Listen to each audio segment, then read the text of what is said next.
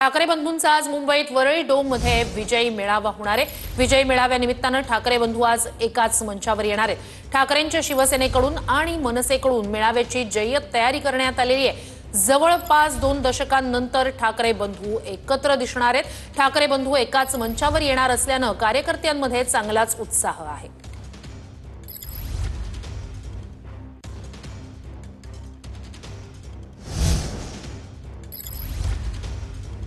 तर ही 2 दृश्य आपण पाहतोय। ठाकरे बंधू आज याच मंचावर एकत्रित दिसणार आहे।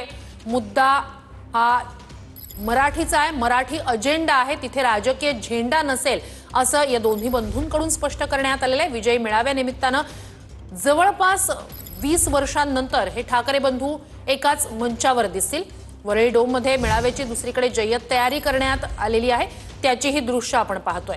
अधिक या सगळ्या संदर्भात आपण जाणून घेणार आहोत आपले प्रतिनिधी अक्षय मंकणी यांच्याकडनं। अक्षय, गेल्या 20 वर्षात असे अनेक प्रसंग आले जेव्हा हे ठाकरे बंधू एकत्र दिसले, मात्र एकच मंच शेअर करणं आणि विशेषतः मुद्दा जरी मराठी भाषेचा असला तरी येणाऱ्या काळातल्या स्थानिक संस्थांच्या निवडणुका असतील किंवा एकंदरीतच परिस्थिती असेल हे पाहता या दोघांचं एकत्र एकाच मंचावर दिसणं हे कशा प्रकारे कोणता म्हणजे मुद्दा सूचित करतं किंवा कशा प्रकारे त्याकडे पाहिलं जाऊ शकतं?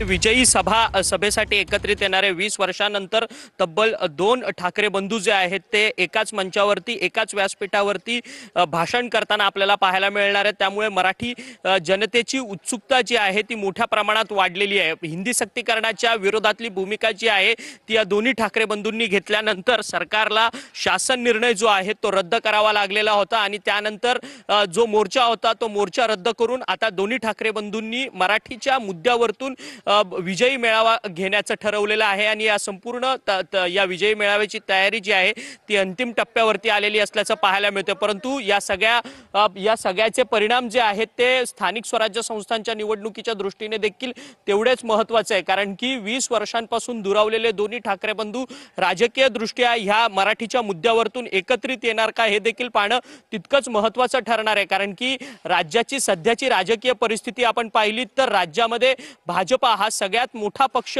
मानला जातोय आणि ज्या पद्धतीने भाजप हा सगळ्यात अग्रेसिव्ह पद्धतीने हे आपली राजकीय वाटचाल जी आहे ती राज्यात करू इच्छितोय, त्यामुळे कुठेतरी उद्धव ठाकरेंची शिवसेना आणि त्याचसोबत मनसेला मोठा फटका जो आहे तो राज्याच्या राजकारणात पडताना पाहायला मिळतोय आणि आगामी मागे झालेल्या विधानसभेच्या निवडणुकीमध्ये देखील भाजपला एक मोठं विक्रमी बहुमत जे आहे ते राज्यामध्ये प्राप्त झालेलं आहे। त्यामुळे एकाधिकारशाही भाजपची वाढते का आणि त्याचमुळे हे दोन्ही ठाकरे बंधू या एकाधिकारशाहीला तोडण्याकरता पुढच्या राजकीय वाटचालीकरता एकत्रित येणार का हे देखील पाहणं तितकंच महत्त्वाचं ठरणार आहे। कारण की सातत्यानं ठाकरे ब्रँडचा उल्लेख जो आहे तो राज्याच्या राजकारणात केला जातोय आणि हा ठाकरे ब्रँड टिकला पाहिजे अशी देखील अनेक शिवसैनिकांची आणि मनसेच्या पदाधिकाऱ्यांची देखील भूमिका आहे। त्यामुळे आजच्या या सगळ्या मराठीच्या व्यासपीठावरतून दोन्ही ठाकरे बंधू कोणाचा समाचार घेणार आहे हे देखील पाहणं तितकंच महत्त्वाचं ठरणार आहे। कारण की ज्या पद्धतीने हिंदीकरण आणि त्याचसोबतच हिंदूकरण ही जी काही रणनीती अवलंबली जाते काही राजकीय पक्षांकडनं, या सगळ्या गोष्टींना आज सडेतोडपणे पद्धतीने हे दोन्ही ठाकरे बंधू काय उत्तर देणार आहे हे देखील याच व्यासपीठाकडे